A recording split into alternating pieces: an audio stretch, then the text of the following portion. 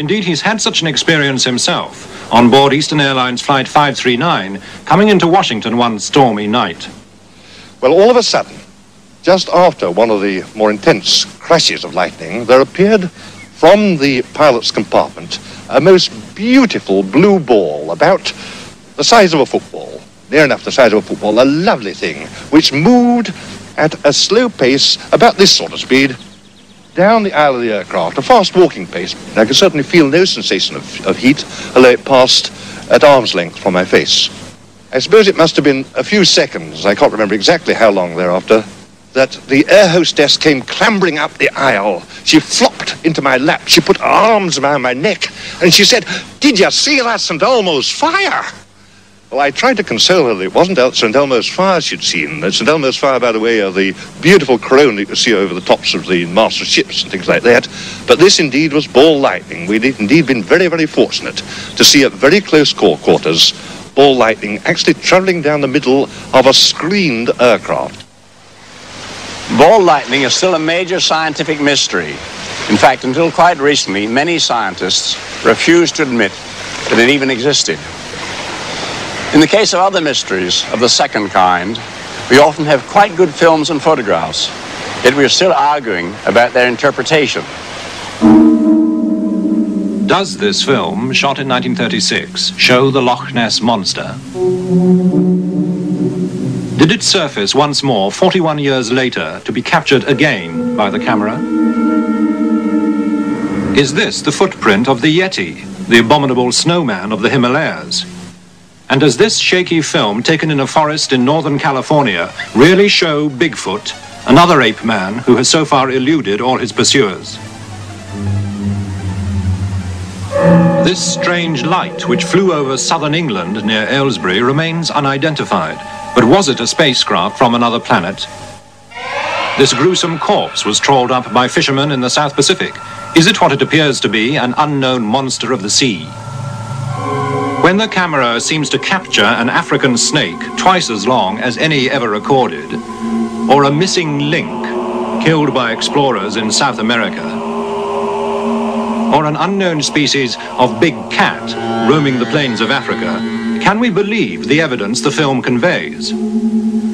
Apart from the films and photographic evidence for these mysteries of the second kind, there are perplexed and often frightened eyewitnesses who'd like an answer just as much as I would. Gently.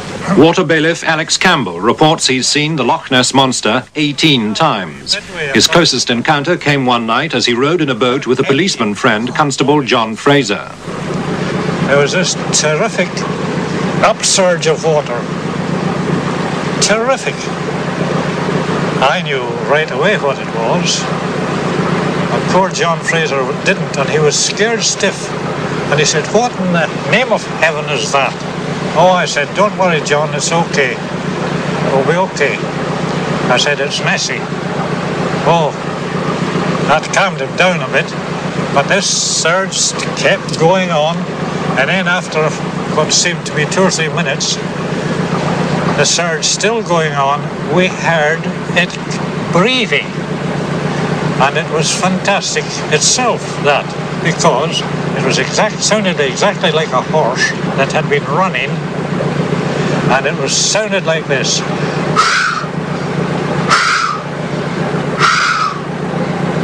Just like that. This Belgian helicopter pilot, Colonel Remy van Leerde, was menaced by a gigantic snake. He was operating in the Congo.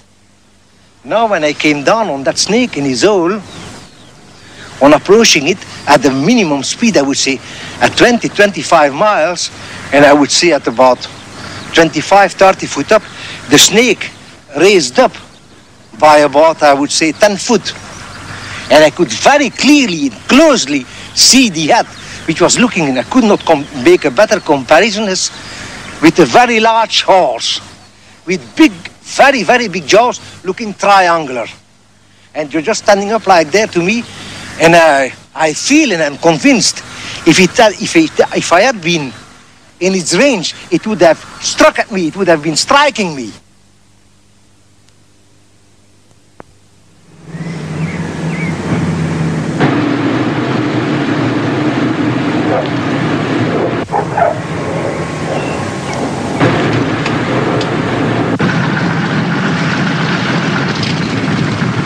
The steamy airport at Palma Sur, set deep in banana country near Costa Rica's border with Panama.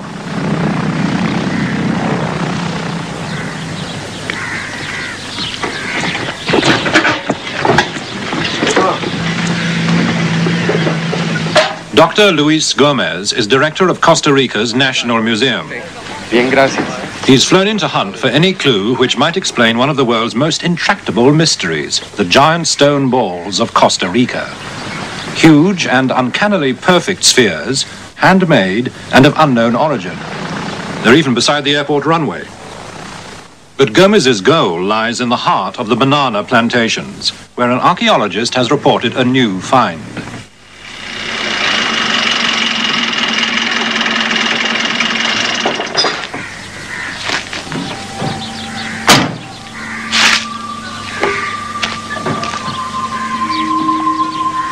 For 50 years, since the giant stone balls were first brought to their attention, archaeologists have traveled here hopefully, but none has arrived at any explanation of their purpose or their date. In charge of this dig is Mike Snarskis. Hello, Mike. Please. How are you? It's about time you're here. This is hard work.